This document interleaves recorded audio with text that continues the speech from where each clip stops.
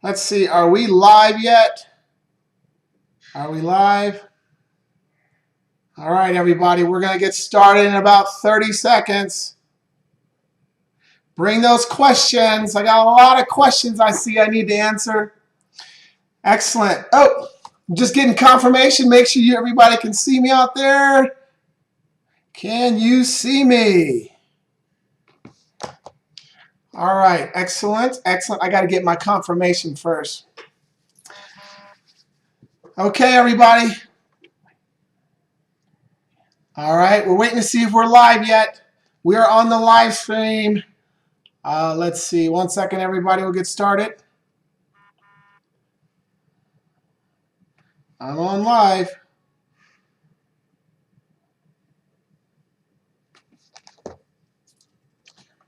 All right, let's see. Live stream.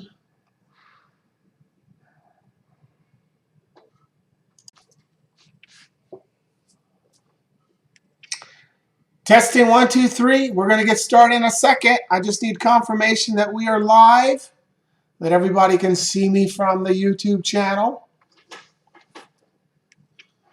We're on the Victory page right now, so let's go check the Victory page and make sure we're on. We're live. Let's see. Testing 1, 2, 3. Testing 1, 2, 3. I think we are streaming. Let's see. 1 second, everybody. We'll get started in a second. I just want to make sure we are live on YouTube.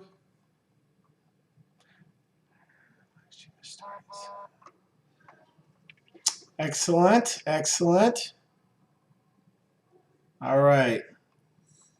I don't see us live. How about start recording? Testing 1, 2, 3. I need confirmation we are live on our live stream because we are ready to go.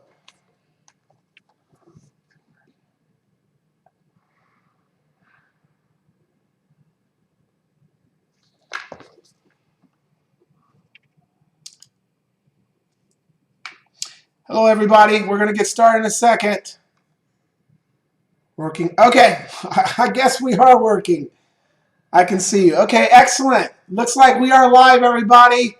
I'm sorry for the delay. I wanted to make sure. Okay, I don't see us streaming, though. Live, everybody. Okay, there we are. I'm sorry for the delay. I wanted to make. Okay, everybody, this is JJ Birden. Welcome to my live stream. Sorry for the delay. I needed to make sure that we were all live and we were ready to go. So it's great to have everybody join us today on this special Victory live stream. That's our host. That's who's hosting today's live stream. So I want to give a quick shout out to Victory. That's VIKTRE.com. If you haven't heard of this this platform, you might want to go check it out. It's hosting a lot of different athletes from all over the world, from all different sports, sharing different things that are happening in their lives. So it's a great way for you to connect with professional athletes, retired or active athletes as well. So that's VIKTRE.com. And if you go to VIKTRE.com/JJ Birden, that'll take you right to my page on the Victory site. So I'm very, very excited to be able to be a part of this live stream. We've been promoting it for the last couple of days, and we're going to have some fun. You know, it's an opportunity for you to get to know me as a former professional athlete, as a father, as a husband, as an entrepreneur, as a speaker, as a best-selling author, as someone who's got his hands in quite a few different things right now. But at the same point, you know, I just want to share some information, some valuable information, some stories. We're going to have a little fun. And I have a lot of questions. I want to thank everyone who posted questions. Oh, my goodness. We got a lot of questions, and I'm going to do my best to be able to answer those questions. So let me go ahead and get everything set up, and we'll get rocking and rolling right away. All right. Love the technology. Okay, so let's start. For everybody, if you don't know me, you're going to hear the story. If you do know me, you might learn something a little different about JJ Birden. So let's start from the beginning. Let's go into tell you a little bit about my story. Obviously, many of you know of my experience as a professional athlete, but there's a lot more to JJ Birden you probably don't know about. So let's go right to the top. So first I'll let you know I'm born and raised in Portland, Oregon, from Portland, Oregon, but I now live in sunny Scottsdale, Arizona. I love Oregon, but it was time for a change, and I'm one of those who really likes the hot weather. It's 110 degrees here, and I love it. So my family and I live out here. I've been married 26 years to my college sweetheart, Raina Birden, and we have 8 children. All right, I'm going to stop right there. Let me tell you the quick story of how that came about, because it might not be what you're thinking. But anyway, so we have 3 biological children, LeJordan Jr., Dante, and Camille. And 9 years ago, I got a call from my nephew, Justin Birden, out in Tulsa, Oklahoma. Just some things were happening out there. They felt I should fly out there and check on my nieces and nephews. So I flew out there to Tulsa, Oklahoma. 24 hours later, I was in a courthouse standing before a judge, and the judge told me that, Mr. Birden, we're going to take your 5 nieces and nephews and place them in foster homes. You're the next of kin. What do you want to do? So it was one of those moments where you're like, what did you say? But after thinking it through, and I said, well, Judge, hold up. And I did what any smart husband does. Let me call my wife. So I got on the phone, talked to Raina, we discussed it, and it didn't take long. We made the decision, took all the children, and that's how we went from 3 children to 8 children, a family of 5 to a family of 10. And it's been very exciting. It's definitely one of those opportunities that we've been very pleased with the results, because a lot of people thought we were crazy. Why would you take in 5 more children? Some didn't understand, some disagreed.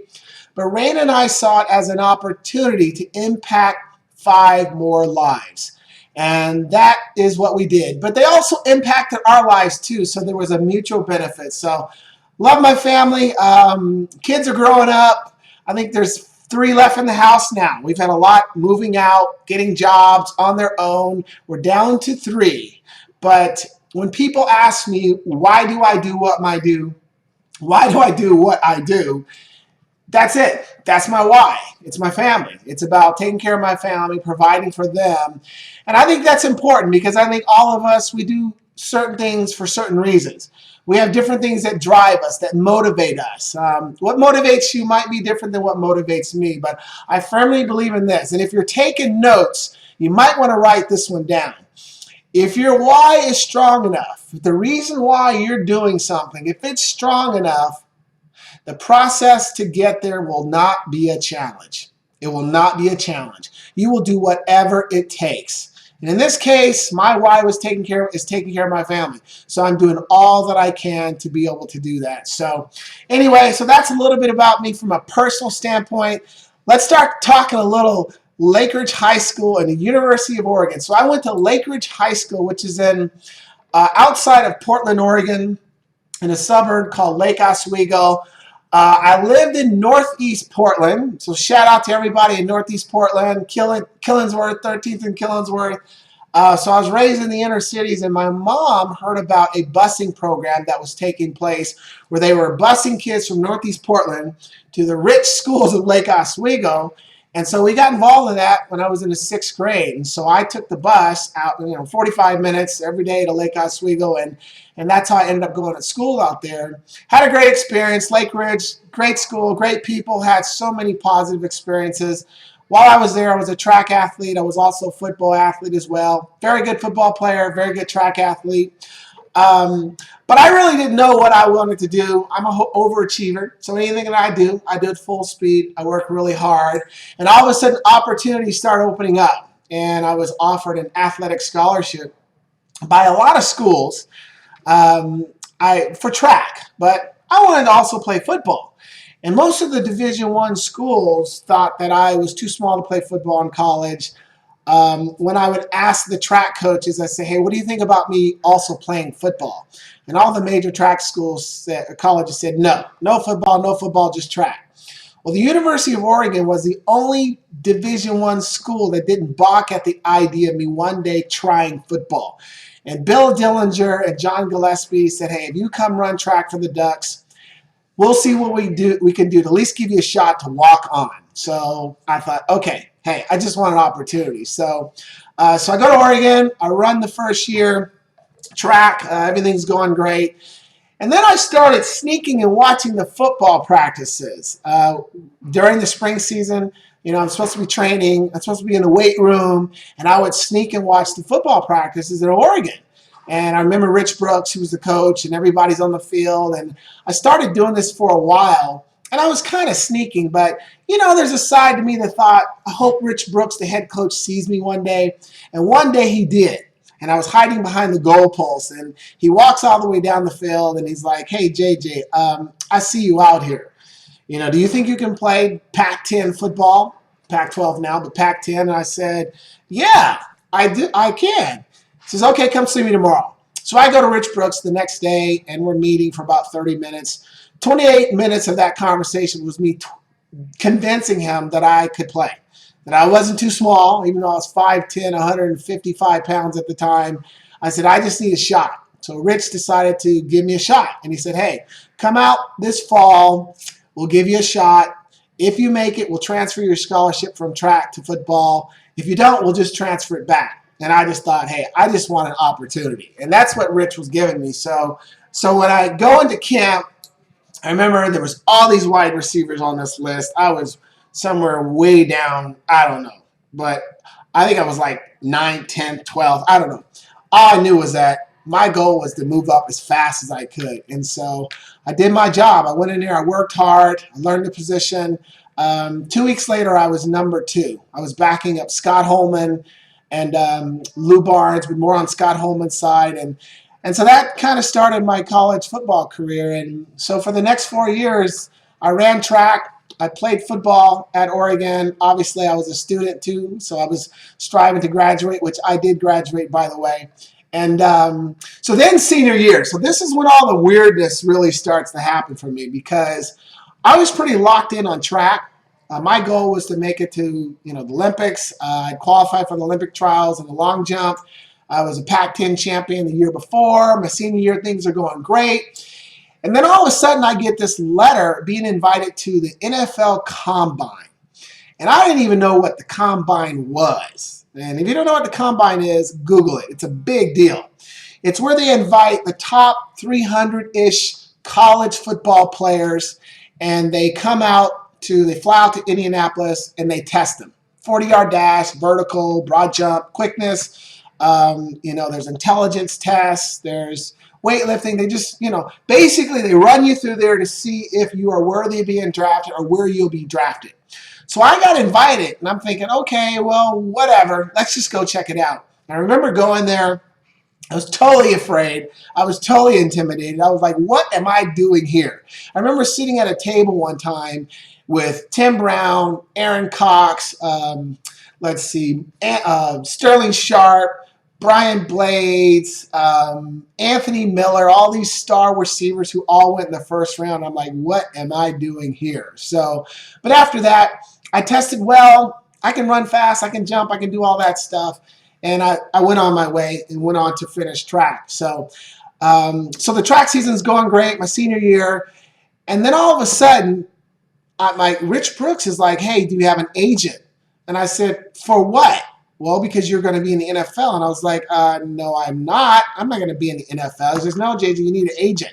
And I said, well, I don't have an agent. And so he asked a friend of his, Frank Bauer, who is a very well-known agent of SunWest Sports, who was also an agent for Anthony Newman, who went high, guy I played with for the Ducks, and Chris Miller, who went the year before, first-round pick from the Ducks, went to Atlanta. And so as a favor, Frank said, I'll represent him. So I'm just like, okay, right, I'm not going to the NFL. But anyway, comes draft day, and I started hearing my name mentioned by different people, and they're like, you might get drafted. My name's in the paper, and I was just like, no way. I'm like 5'10", 155. I scored 1 touchdown at Oregon. I got hurt a couple times. There's no way I'm going to get drafted. So when draft day came around, I just thought, I don't need to be here. And my agent, Frank, was like, you need to stay here. You might get drafted. And I said, I'm not going to get drafted. I'm going to class. So I just ignored the draft, and I went to class for that first day. The second day, similar conversation. you're going to get drafted. No, I'm not. I'm going to class. No, you're going to stay there. And I kind of went back and forth with Frank and my roommate, Rod Green, at the time. Rod was like, dude, just stay here. Listen to your agent. And I thought, okay, whatever. I'll just stay. And I just thought it was like, there's no way I'm going to get drafted. So then I started getting a couple calls. I got a call from the Giants. And then I got a call from the Buccaneers. And then I think it was the Redskins. And they're like, hey, if you're still available, we're going to pick you up as a free agent. So I'm starting to think, okay, well, maybe this might really happen.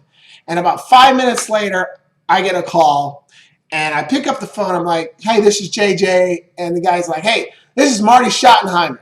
And I was like, who? Marty Schottenheimer, head coach of the Cleveland Browns. We just drafted you in the draft, 8th round, 216th pick. And I was like, is this some kind of joke? He goes, no, we just drafted you. And I was like, oh, so this is really happening.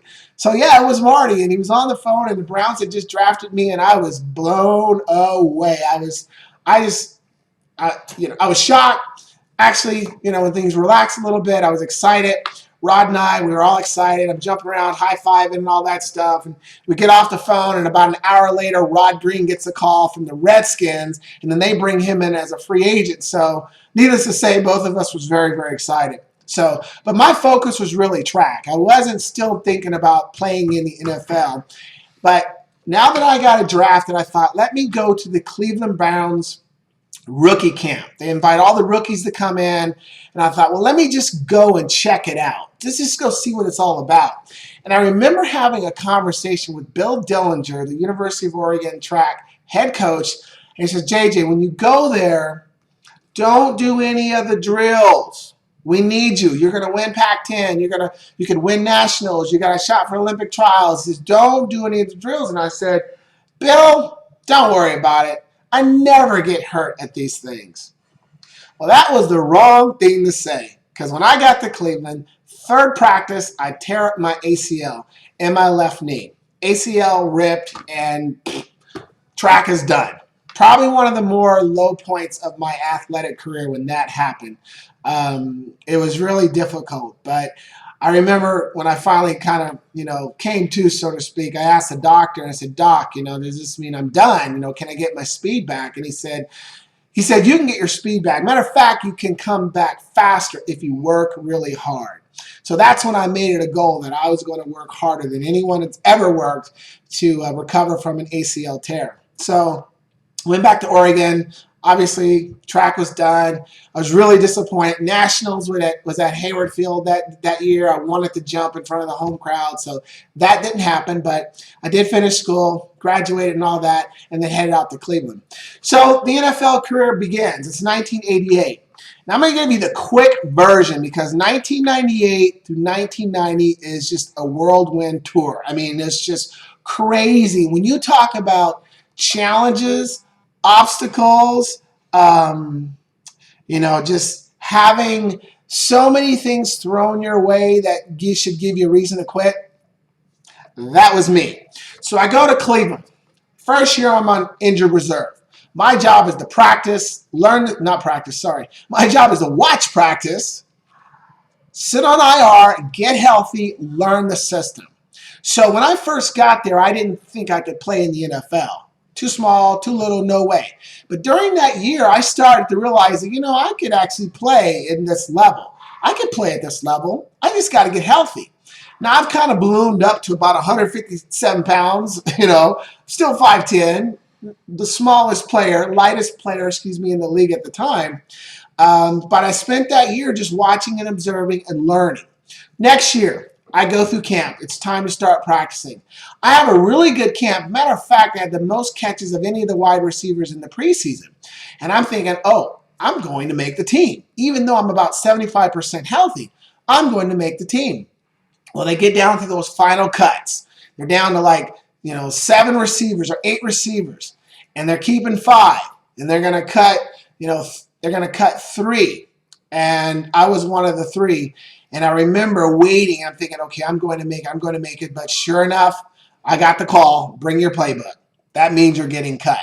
And I was really, really just disappointed, more for the fact that my knee was only 75%. I was not 100%. And I just thought I would get a better chance. But that's okay. I immediately get a call from the Kansas City Chiefs.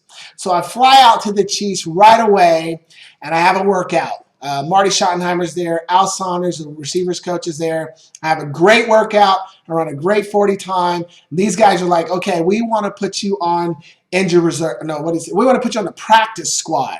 We're going to put you on practice squad first, and then, let you get acclimated, and then we're going to activate you. But we're going to put you on practice squad first. Practice squad means you just practice with the team. You do everything except for play in the game. And I thought, win-win situation. But then I get a call from the Green Bay Packers. Frank Bauer, my agent, says the Green Bay Packers want to sign you. They want to activate you. And I'm thinking, well, I want to play. So I tell Marty, hey, Marty, I want to play. And Marty's like, okay, kid, then go out there. But if they decide to put you on the practice squad, you come back and be on my practice squad. And I said, you got a deal. So I'm thinking, great, I'm in a great situation. So I fly out to Green Bay. And as soon as you get there, of course, they take you through a physical. They're going to spend money on you. They're going to invest in you. You better be healthy. So I have a physical with the doctor, and the doctor noticed I have some swelling in my knee. And he says, what's up with the swelling in your knee? And I said, well, I just had this great workout yesterday with the Chiefs. They were going to sign me, and, my knee's a little swollen, but it's okay. He says, well, we can't sign you. You got swelling in your knee. We're going to flunk you on the physical. So they flunked me on the physical. But while that's happening, Frank Bauer, my agent's on the phone. He says, hey, don't worry, Detroit Lions wants to sign you. So they fly me to Detroit. I go in, same thing, go see the doctor. The doctor's like, wait a minute, I just heard you flunked the physical for the Green Bay Packers. And I said, yeah, but I had this great workout with the Chiefs, and they were ready to sign me. They're like, no, we can't sign you after flunking the physical of an NFL team, so we're going to flunk you on the physical.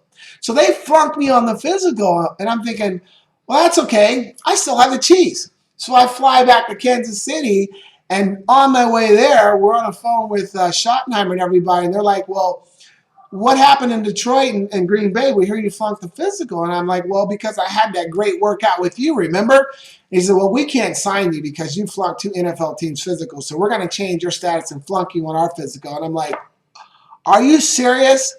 That all happened within a 5-day period. Cut by the Browns, rejected by, the Chiefs, the Lions, the Packers, all within a 5-day period. But you know what I didn't do? I didn't start crying, woe is me. Oh, life is so unfair. Oh, what am I going to do? No. I went back home, went back to the University of Oregon, I went to work. Because I knew it was about getting the knee strong enough. And that's what I needed to do. So I trained for the next couple weeks. And then I got calls again from the Chiefs and the Cowboys. And I was a little upset with the Chiefs, so I didn't go that route. I went to the Cowboys, and the Cowboys said, hey, we're going to activate you very, very soon, so just learn the system, get healthy, and we'll be playing you at some point. So I go there. I'm on their practice squad the entire year. They never activate me. I remember all these receivers are getting hurt. They even converted a safety to wide receiver. I never got activated. I was very frustrated, very disappointing, but at the time, I was still working on my knee. And at the end, they didn't really want me. They didn't think I was going to be ready, and I didn't really want to be there anyway. I mean, we were 1-15 that year, and I'm thinking, these guys are never going to win a Super Bowl. I don't want to stay here, But we all know what happened. I leave, and they win 3 Super Bowls, so that's another story. So anyway, season's over. I got teams calling me. I'm tip-top shape. I'm ready to go. I'm credited for 2 years in the league, and I haven't even played in a regular season game. So I'm like, I've got to make the right decision. Well, I decided to go to Kansas City because Marty, again, I just, he drafted me in Cleveland. I thought he's going to give me the best shot. I like Al Saunders, the receiver coach. And I was running 4.3, and I'm certain there was nobody on the roster running 4.3 yet. So I thought, it's my speed. That's what's going to get me in there. Let's go. So I signed with the Chiefs, 1990 season. Off season, have a great off season. Training camp, have a great training camp. I'm thinking, I'm in. I'm going to make it. Well, camp comes around, and I actually am the last person cut. I'm cut, and I couldn't believe it. I'm thinking, this is not supposed to happen.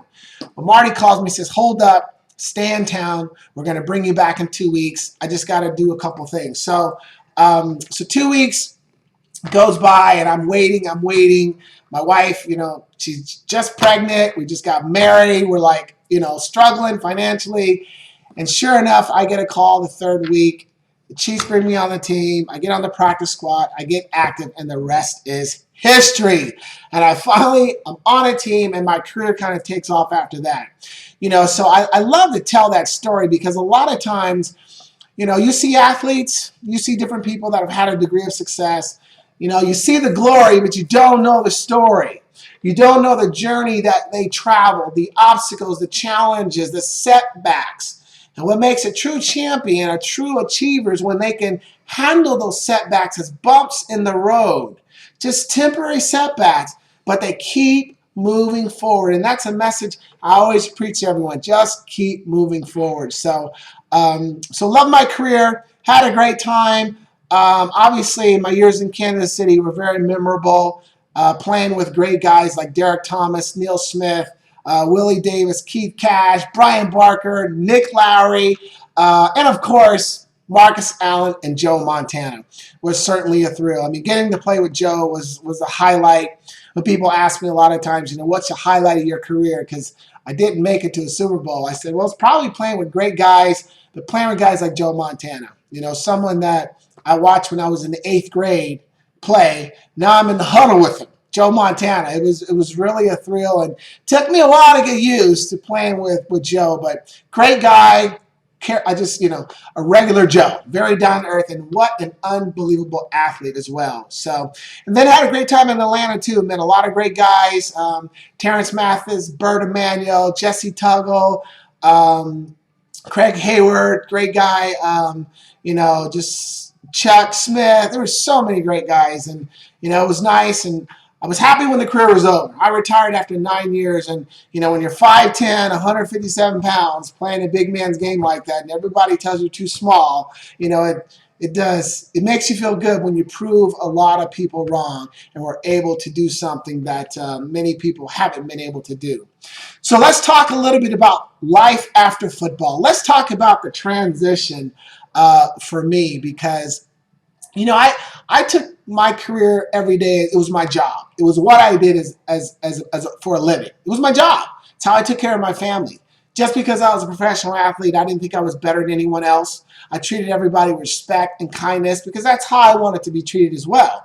And the types of principles I was raised on by my mother, I just tried to apply those to the best of my ability. So I took every day, one day at a time. I didn't know how long I would play. The average player plays 3.2 years. And so I was always thinking about life after football, making the transition. And so when my career ended, that's what I did. I made a transition and dove right into the business world. My wife and I became owner of several different companies, part-time or part owners or full owners, 2 medical companies in Lee Summit, Missouri, Summit Medical and Summit Rehab. Shout out to Summit Rehab. You guys are doing great out there, still going strong. And then Pro Spot Fitness down in Atlanta. I had a buddy, Mike Slowinski, who invented a very impressive machine, self-spotting gym. So I was actively involved in those for about 9 years. Some of the positions I was either owner, president, or sales manager for Pro Spot Fitness. So very, very active in the business world. And about 9 years ago, I made a change. I decided to get out of the corporate structure. I loved what I was doing, but I just felt overworked, underpaid, even as an owner, a little frustrated. It's kind of one of those moments where you own the businesses, but the businesses really own you. They kind of own your life. And you didn't really have the time and freedom to do the things you wanted to do with your family, because I was traveling a lot. And anyway, so I moved into direct sales, which I'm in now. I've been in direct sales now 9 years. I love it. I work with a company called Isogenics, a health and wellness company. Love their products, love their community, because I'm all about living the healthy lifestyle. And I share with people that's kind of one of my missions, to help people live healthier lifestyles mentally, physically, and financially. And it's a great company. I love working with them. A lot of great people. Shout out to Go VIP team and Team X88. But besides doing that, I've made even another addition to what I do now as a speaker.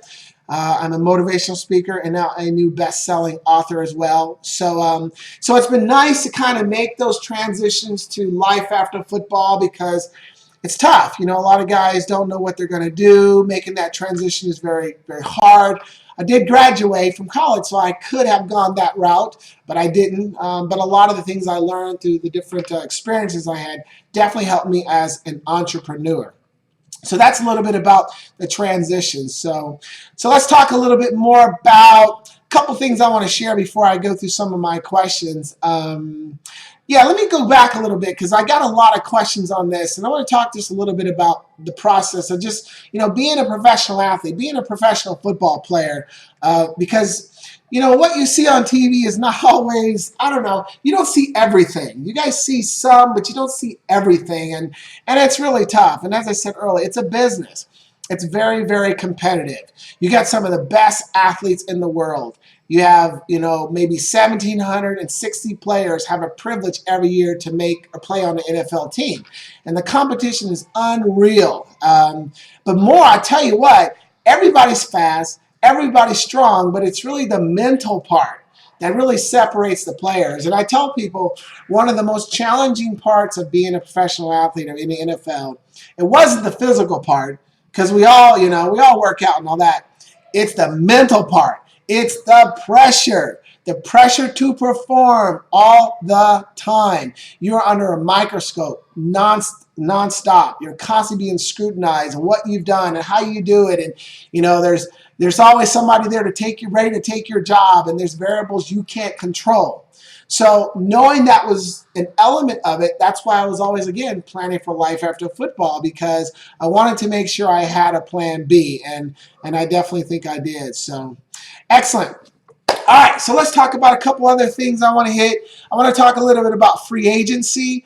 I get a lot of questions about that on social media, about free agency, what that's really like. And, it's so publicized now with basketball, baseball, all the major sports, football, of course. And I was a free agent on a couple occasions. I was a restricted free agent.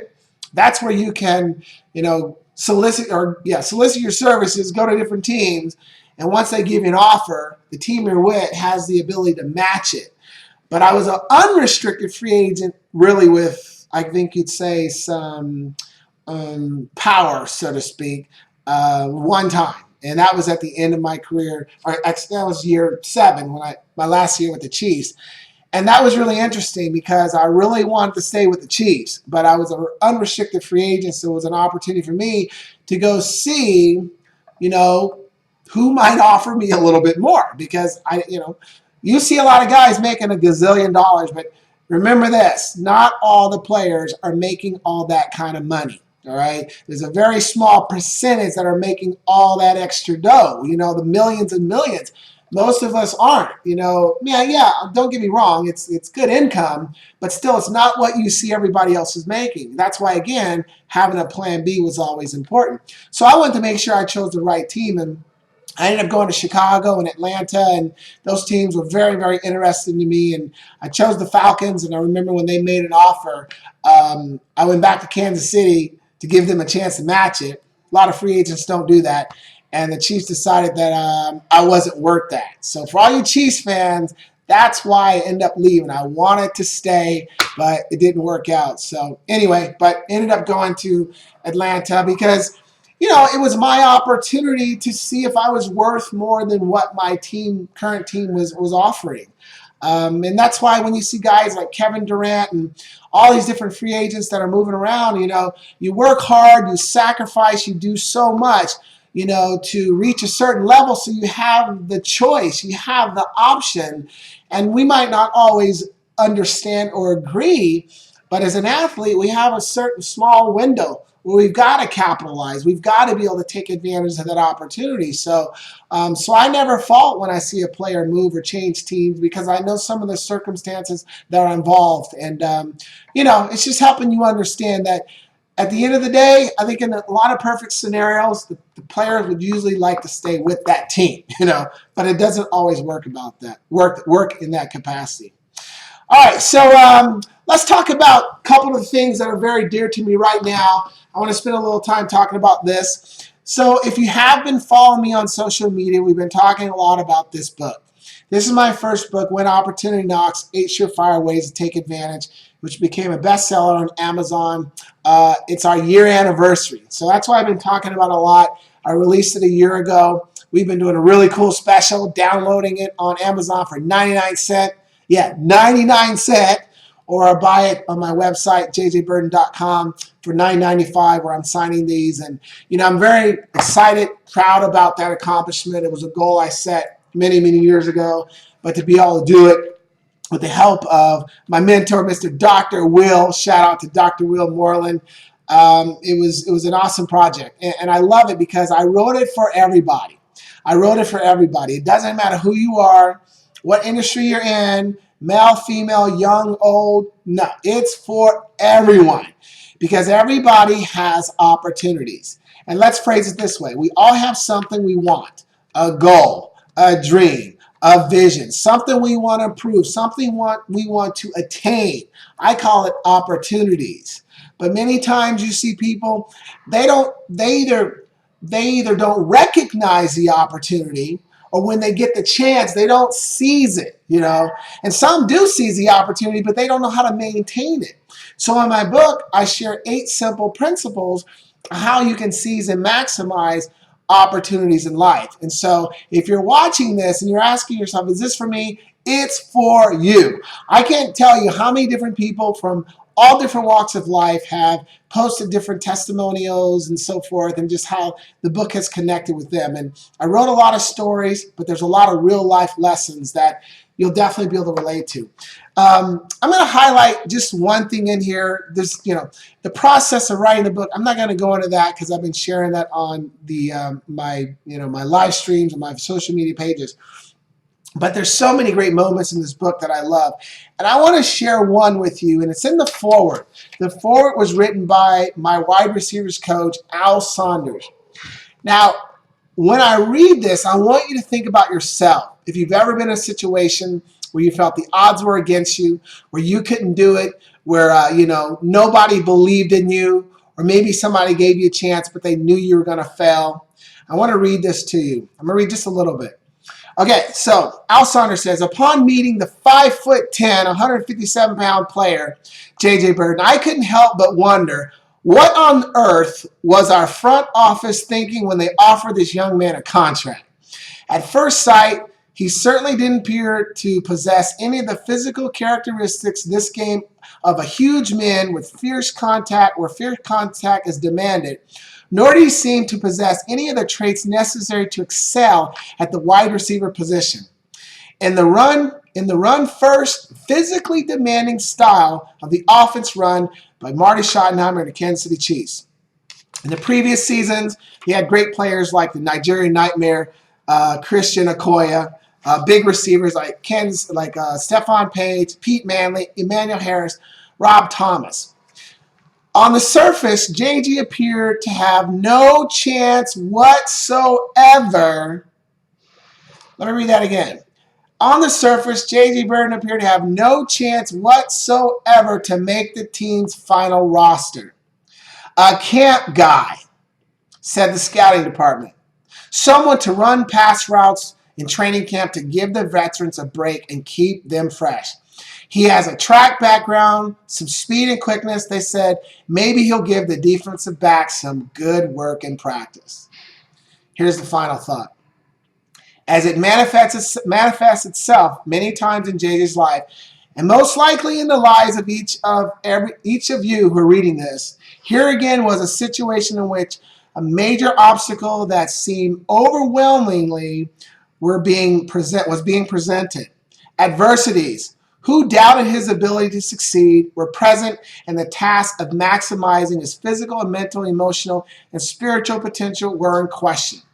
So I'll go right to the very last paragraph. It says, it was an honor and a privilege to have the opportunity to observe his plan to succeed firsthand and to have shared in the excitement and satisfaction of witnessing this special man realize his own potential in one of his most intensely competitive and challenging arenas in the world, professional sports. Opportunity knocked for LeJordan J. Birden, that's my real name, in the spring of 1990, and he took advantage of it. His book will give you the direction and the insight to have the confidence and motivation to do the same. I love reading that because as a player, you kind of already feel this. I kind of felt this, but to know they were discussing me, camp guy, just here to take up room, not going to make it, I kind of sensed that, but that did not stop me. So when you talk about seizing an opportunity, that's exactly what I did. And I've tried to maintain that mindset as I've continued on, seizing opportunities, now being a motivational and inspirational speaker and a trainer. I love the chance that I have now, whether I'm speaking in front of a high school, a business, meeting maybe at Merrill Lynch or Morgan & Stanley, some places I've spoken, or next week I'm speaking at the Six Figure Mind Shift for USA West Realty. Whoever I'm speaking in front of, I like to drill in them the message. You can seize and maximize the opportunities you have. But here are the principles that can help you do that. So that's really what the book is all about, and it's going to help you do that. So if you haven't picked it up, go get it. It's my 1-year anniversary. Go to jjbirden.com and make it easy. All right, so let's start answering some of these questions. I got about 20 minutes left. We're doing an hour here. So I have a lot of questions. I'm going to do my best to answer these questions. Wait, I'm going to text my people at Victory. Hey, Victory, you guys, are we doing good? Can you guys see me loud and clear? I want to make sure that everything's going good because I can't really see anybody and all that, So, all right, very, very good. We're still live. So let's start answering some questions. All right, first question was, do you watch football today? Yes, I watch football today. There was a time I didn't watch football. It was about 6 or 7 years after playing. I did not watch football. I got tired of it. I didn't want to watch it. That was my job before. And we watched tons and tons of film. We're there from, 7 to 6 at night sometimes. And we're watching film most of the day. And then we watch film at night. So I did not watch football for a while. But then I started watching it, and I love it because it's, something I used to do. But when I watch it, though, I still watch it like I'm analyzing the next week's opponent. I still study the defense. What's the front? What's the coverage? What's the technique of the DB? Oh, is there a blitz coming?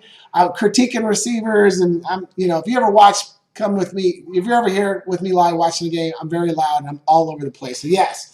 Do you play fantasy football? Yes, I do. Love fantasy football. When I was playing, I had a lot of people come up to me and say, "Hey, you're on my fantasy football team," and I was like, "What's that?" I didn't know what it was. Of course, now I do. I have a league I run every year on ESPN. All my buddies are on it. Rod Green and Ron Baker and, Mark and a lot of guys, Bill Costa. We got a league called the You Playing with the Big Boys League. So love playing fantasy football. Let's see. Next question is, what do you think about the rule changes as far as quarterbacks, wide receivers, and all that? Well, I understand the rule changes. Of course, I like the wide receiver rule changes. I would have liked to have them when I was playing, especially these guys who used to always try to take my head off, like Ronnie Lott, Steve Atwater, Dennis Smith. Great guys, by the way. But yeah, I like the rule that, because we're out there diving for passes, we're hung out to dry, and man, these guys can just light us up. So I like that they're kind of monitoring that. I feel bad for the DBs though. It's kind of hard. You plan on instinct to know that, oh, I got to turn my head this way. Oh, I can't take that shot. Yes, I understand the rules with the quarterback. It's about a passing league now. They want more points. They're protecting the quarterbacks, and obviously it has to be a concern with concussions, which is my next question. The question is, let's see, how prevalent was the discussion of concussions and the culture around it during your professional career? Great question. During my years, we didn't really talk about it because you did not want to show a weakness. Did we get concussions? You better believe it. There were a couple of games I can certainly remember that were documented where I took a hard hit and I was, definitely a mild or some degree of concussion, going to the sideline, resting a series, and then going back out there playing. But I tell you what, though, I think I had more concussions in practice. Back then when we played, it was full contact in training camp, 4 weeks straight, doubles, a lot of contact during the season, Wednesday and Thursday. Things have changed a lot now, so they can't have as much contact like we did. So there wasn't a lot of discussion. I think it was more because guys realized that if you want to play, you can't tell anybody, you just got to play. And that's unfortunate because obviously there's the cumulative trauma that's affecting a lot of guys today. One question, the next person asked me, how do you feel with, since your concussions? And I feel fine. My wife says she notices some things. I don't know if I'm in denial or not, but she says she noticed some things. So we're just going to leave it at that. All right. So let's see. We got a question here. It says, if you were to be entering the NFL draft today, do you think you'd have a longer or more successful career in today's league during the 90s? Yes, I would. Definitely. And it's more because of the rule changes. I really think that's it. Would I still play longer than 9 years? I don't know. But I would have the ability, I think, because one, guys are making more. Guys are earning more now than when I played. And then obviously the physical contact is changing too. So I think I definitely would have, probably had a longer career. And I'll tell you the other thing too.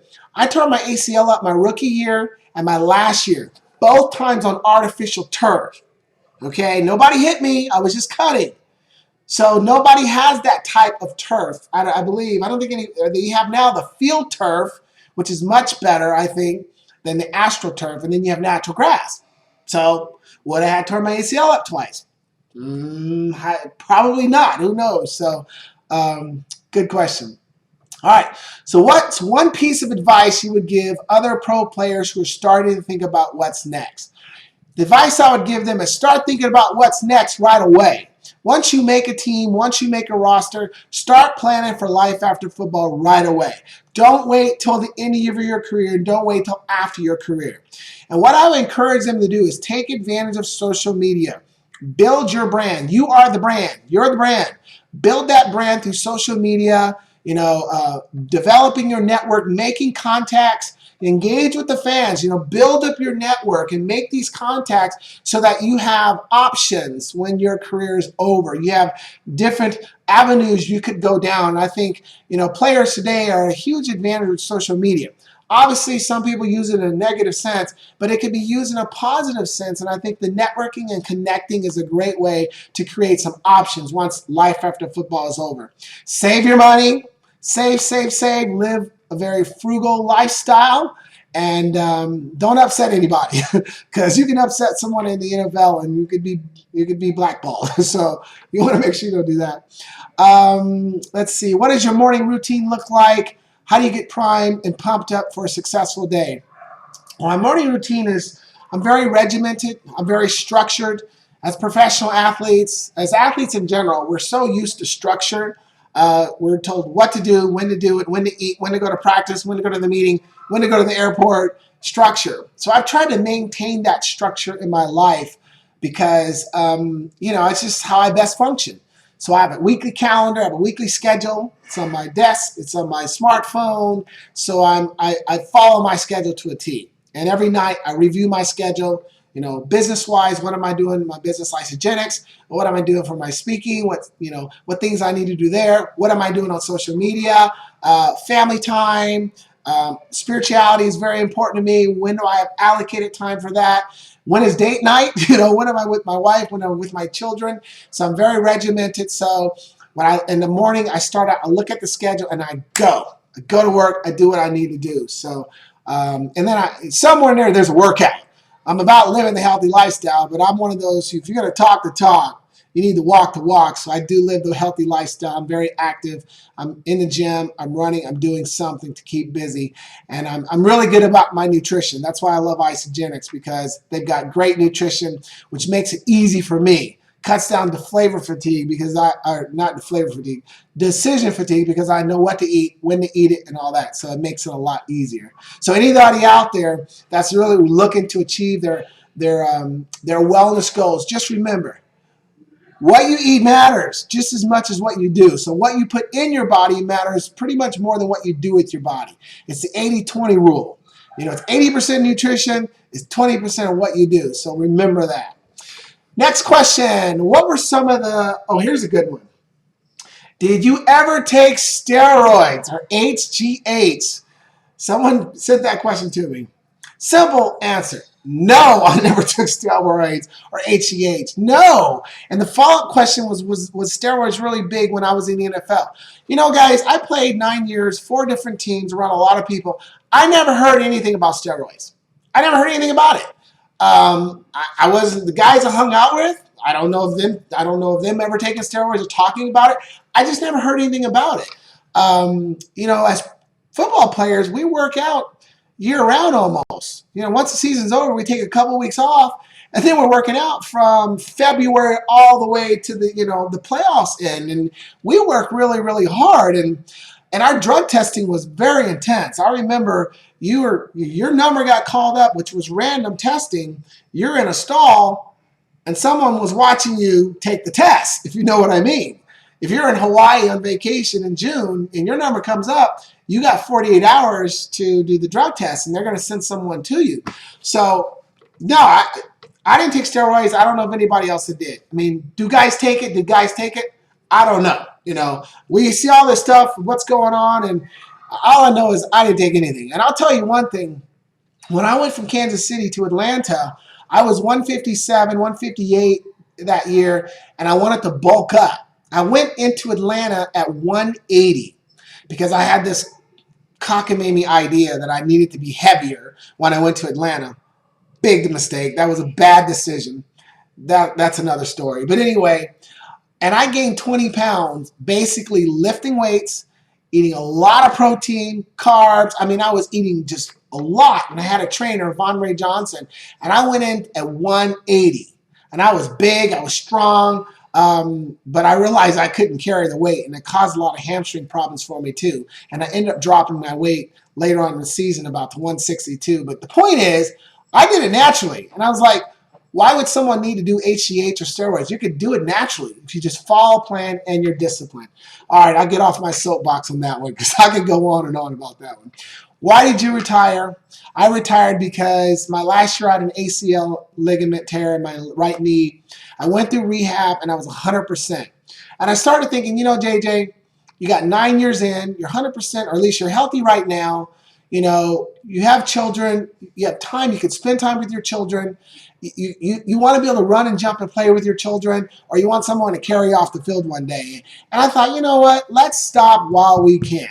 And my priorities changed too. My faith was very important to me. Things started changing in my life, and I wanted to really spend time with my family. So that was why I retired. Could I have played? Yeah, I remember getting a call from the Chicago Bears. I got a call from the Seahawks. And I remember telling my agent, I was like, I'm done. No more calls. I'm done. So that was basically why I retired. I love this question. You're a big track and field fan. Will you watch the Olympics? You better believe it. I love track and field. I love watching track. Every event. I mean, I'll watch all the Olympics. I'm always impressed, obviously, when an athlete can really push himself the way they do and then perform at the highest level like that. But I'm looking forward to track and field. Shout out to the Oregon Ducks. A lot of track athletes from the Ducks are headed to the Olympics. Great job, Ducks.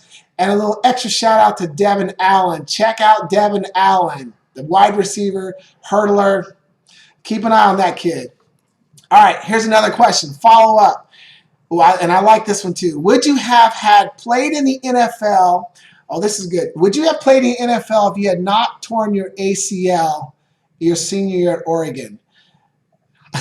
Yeah, this person's a track fan. This is a trick question. So they basically want to know, if I hadn't torn my ACL up at a rookie camp for the Cleveland Browns, would I had still played in the NFL? Good question. And this is going to surprise a lot of people. I probably would have not played in the NFL. I don't think I would have. My passion wasn't really for that. It was for track and field. If I hadn't got hurt, who knows? I'd have probably won Pac-12s, could have won nationals, maybe make the trials. Who knows? Get better and better. I love track and field. I would have not played in the NFL. I don't see myself. I would have just ran track. Probably lived in Eugene or whatever. But so that's a good question. It's interesting how sometimes in life you're thrown a curveball. A plan you have set, and all of a sudden you're throwing a curveball. And then you start going down a different route. And that's kind of what happened. I was disappointed I tore my ACL, but when one doorway of opportunity closed, another one opened.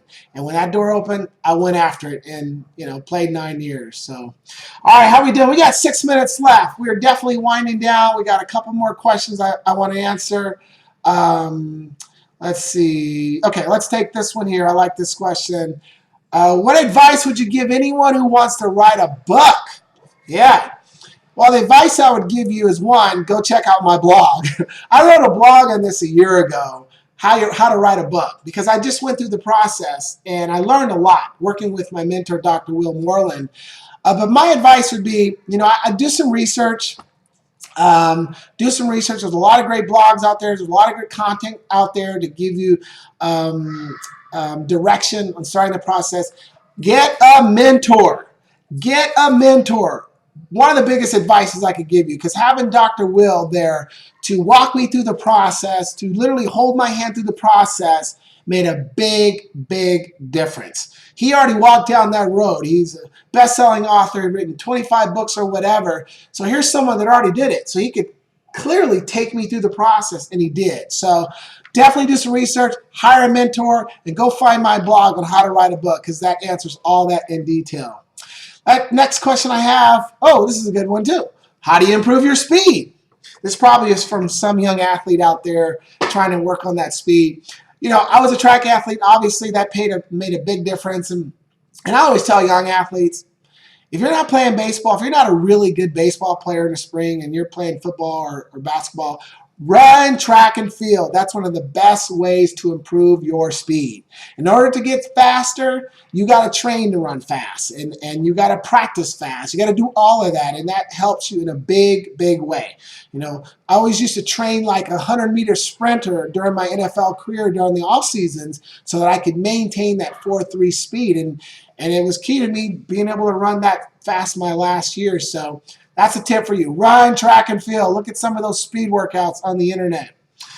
Let's see. All right. That is the last question I'm going to answer, because I want to just, there's one more question I'm going to answer, because I got this one a couple different times and was phrased a couple different ways. But basically the question was, if you have someone who's struggling, maybe they're just struggling achieving their goals, moving forward in life, they're just at a bad state in their life, they're just having a difficult time, what advice would you give them? This question was asked to me recently. I did a podcast for Amy, and hello, Amy. And so I'm going to give you the same answer. And basically what I tell people is this. If this is you, take a breath. First, take a breath, step back, and relax, okay? Just take a breath and just relax for a second, because you got plenty of time to get this right. But the question I'm going to ask you is, how bad do you want it? Whatever the goal is, whatever the plan you have, whatever it is you're trying to improve, whatever it is you're trying to achieve, whatever it is you're trying to build, how bad do you want it? Because you have to make sure the why, the reason why you're doing it, is really, really strong. Like I mentioned earlier, my why has a lot to do with my family, and it's really, really strong, and it drives me every single day. But what is your why? Why are you doing what you're doing? Because you've got to have that passion. Because if you do, you're going to do whatever it takes. You have those bad days, you're still going to do it. You have those frustrating days, you're still going to do it. You have those wall-kicking moments, as Susan Sly likes to say, you're still going to do it. So you've got to find out exactly what it is you want and why are you doing it. Then you got to form a plan. You've got to have some kind of realistic plan, some kind of strategy in place, some kind of systematic way that you can follow this course to be achieve that goal. And then you got to realize that at the end of the day, it's hard work. You got to get to work. Success, achievements, accomplishment, goals, it's a beautiful thing. But nobody's going to give it to you. You've got to go get it. You got to put in the work and make sure you realize that there's going to be setbacks and bumps along the way. That's okay. You just brush them off and you just keep moving forward and you keep a positive mindset. Because when you have a positive mindset and you're staying positive, you always see the bright side of everything, no matter what. You see the bright side of every single moment, every single day, because you know that it's another day to get better. And then I would just say, celebrate your successes. Celebrate your achievements. You know, you've got all these little wins along the way. Give yourself a pat on the back. Celebrate those successes, but never get complacent. Always stay hungry and never forget what it took to get there. So, everybody, we're going to go ahead and sign off from today's live stream, the Victory live stream. Once again, I want to give a shout out to the Victory page, the Victory people, Victory Social. Shout out to everybody. Amon, let's see, Vanessa, Nick Lowry, and everybody else. Appreciate all of you. Make sure you're on the Victory page. Go to the Victory page. Follow me. Follow the other athletes. See what's happening in their life and just connect with them. I'm all over social media. JJBirden.com, the best place to find me. But if you go to any social media, type JJBirden.com or JJ Birden, you will find me. LinkedIn, Facebook, Instagram, Snapchat, Google Plus, Pinterest, Periscope, everywhere. I'm all over the place. And again, pick up When Opportunity Knocks, 8 surefire ways to take advantage. 99-cent download from Amazon.com. Pick it up on my website. I'll sign the paperback for you personally. And in closing, I just want to tell everybody, remember what I said. We all have opportunities in life. Your job is to seize the opportunities and then take advantage of those opportunities. Because remember, one of the greatest pains in life is woulda, coulda, shoulda. It's regret. Don't let that be you. Don't have those regrets out there. Go out there and seize those opportunities. And whatever you do, always remember, stay positive. Thanks, everybody. We're going to go ahead and sign off. Have a great day, and see you on the Victory page.